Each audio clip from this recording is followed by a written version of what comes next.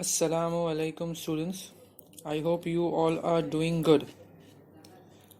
Let's start with the today's topic. Today we will learn about the basics of geometry.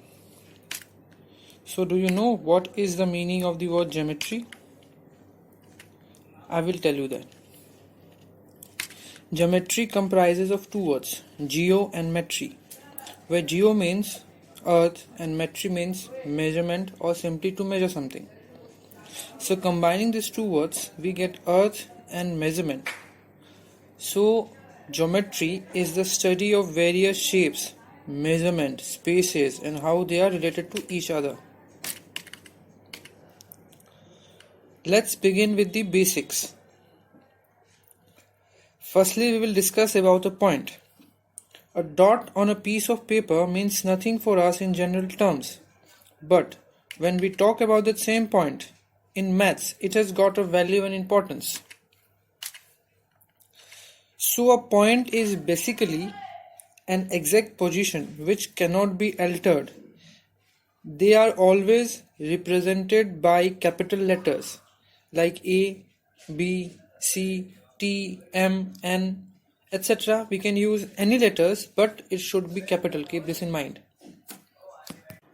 So if I ask you, where is point C? You will be able to say where it is located by looking at the capital letter C. There we will get the point C. The next topic is a line. In simple terms, when many points meet together, they make a line. But the appropriate definition of line is, a line is a figure which has only length but no width, meaning it only stretches towards its ends and not towards its sides. It has got no definite length and extends indefinitely in both the directions. We represent a line by using arrows on both sides of the line, and while writing it symbolically, we take any 2 points on the line and then draw a two-sided arrow line above the letters. The next topic we will be studying is a line segment. Now let's see what a line segment is. When a part or portion of a line having a definite length and two ends point is referred, it is a line segment. So there's a difference between line and line segment. Line has got no ending, but a line segment has a definite length. So don't get confused. Okay? A line segment is represented with just a line and two end points. We write it by writing the end points and a straight line is drawn above it. The next term is a ray. A ray is also a part of a line, but a ray has one end point that is fixed and can be stretched on the other side indefinitely. Basically, it means a ray has a fixed point and the other side can be stretched indefinitely, means it has got no particular length. It is represented by a line with a point on one side and an arrow on the other side. Now let's see what a straight line means. Any line which is not bent is a straight line. Straight lines can be horizontal, vertical or oblique. Horizontal lines are basically the sleeping lines, vertical lines are the standing lines, and the oblique lines are the slanting lines. Now let's move one step ahead and discuss about shapes. Shape means a geometric figure having a certain structure, appearance and properties. There are two types of shapes. Plane shapes, which we cannot hold or we cannot see all of its part at once, and the other one is the solid shapes, which we can hold in our hands and we can see all of its parts with any side we want to see it. Let's discuss the plane shapes first. Plane shapes are 2D shapes that can be drawn on flat surfaces like paper, board, slate, etc. They only have length and breadth. Examples of plane shapes are triangle, rectangle, square, circles, and there are many more shapes which you will be learning in your higher classes. Now let's start with the triangle. The triangle is a plane shape having three sides and three corners. Remember, we use line segments to draw shapes, not line segments. There are many types of triangles but we will learn about them in higher classes. For now, remember, triangle has 3 sides and 3 corners, and it is made up of a line segments. Here you can see 2 diagrams of triangle. In one diagram you will see its corners and its sides are described, and in other you will see the names of the line segments with the help of which the triangle is made are given. The next shape is rectangle. A rectangle has 4 sides. Its opposite sides are equal. As in the figure, we can see the red lines are equal in length and the blue lines are also equal in length, and also they are opposite, or simply they are facing each other. It has also 4 corners. The second diagram shows us the different sides and the corners of a rectangle. The next shape is a square. It is somewhat similar to a rectangle, but in a square all the 4 sides are equal to each other. It also has 4 corners. Here you can see 2 diagrams. In one diagram you can see the sides and corners of a square are given, and in the other diagram you can see the line segments with the help of which a square is made. So the next shape for us is a circle. A circle is a shape having no sides and no corners, but there are some other terms related to a circle. They are radius, circumference, diameter, and center. Let's start with the center first.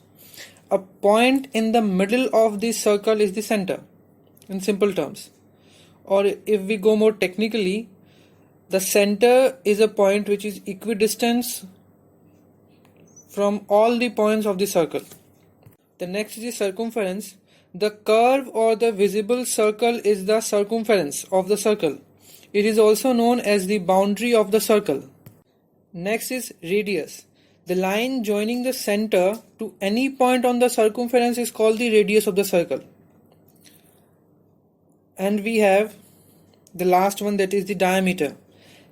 The line joining any 2 points on the circumference and passing through the center is the diameter of the circle. Remember, this line has to pass through the center and it should touch any 2 points on the diameter. In this diagram, we can see the circumference, the diameter, and the radius of the circle. So we are done with the plane shapes. Now we will start with the solid shapes. So solid shapes are 3D shapes, as they can be viewed from all sides and we can also hold it in our hands. They have length, breadth, and height. Remember, in plane shapes we had only length and breadth, but in 3D shapes one more thing is added up, that is the height. We will just have an introduction of 3D shapes or the solid shapes, as we will learn about it in details in our higher classes or in grade 4th. Solid shapes have faces, edges, and corners. Now you would think, what are faces, edges, and corners? So I will explain you that. The plane figures which make up the object is called a face. When 2 faces meet, they form an edge, and when 2 or more edges meet, they form a corner. Let's see the different types of solid objects. So the first one is cube. Remember, we are just having an introduction to these shapes. So a cube has 6 faces, 8 corners, and 12 edges. All the faces of a cube are equal. Here is a figure of a cube. Let's see some examples of a cube. Now you can see a box. It's a cubical box. The second diagram is a dice, a Ludo dice that we play in Ludo. And the third one is a Rubik's Cube, which we all are curious to solve. Let's discuss the next topic, that is the cuboid. A cuboid is somewhat similar to a cube, but its only opposite faces are equal. It also has 6 faces, 8 corners, and 12 edges. Here is a figure of a cuboid. Let's see some examples of a cuboid. On the screen we can see a book, a duster, and the tiffin box. These all are in the shape of a cuboid. The next shape is a cylinder. A cylinder is a shape that has one curved side and two flat circular ends. Here is a diagram of a cylinder. Now don't get confused with the cylinder that we use in our kitchens. That is a different thing, and here we are talking about a different shape. Okay, so don't get confused between the cylinder of the kitchen and the cylinder we are talking about here. Let's see some examples of a cylinder. On the screen you can see a water bottle, a candle, and a water glass. These three are examples of cylinder. There are many more examples we can get, like the wires we used and the water pipes across our house, and there are many more examples. So the next shape we will be discussing is a sphere. We all have seen a cricket ball. That is what the shape of a sphere is. It has only one curved face but has no corners or edges.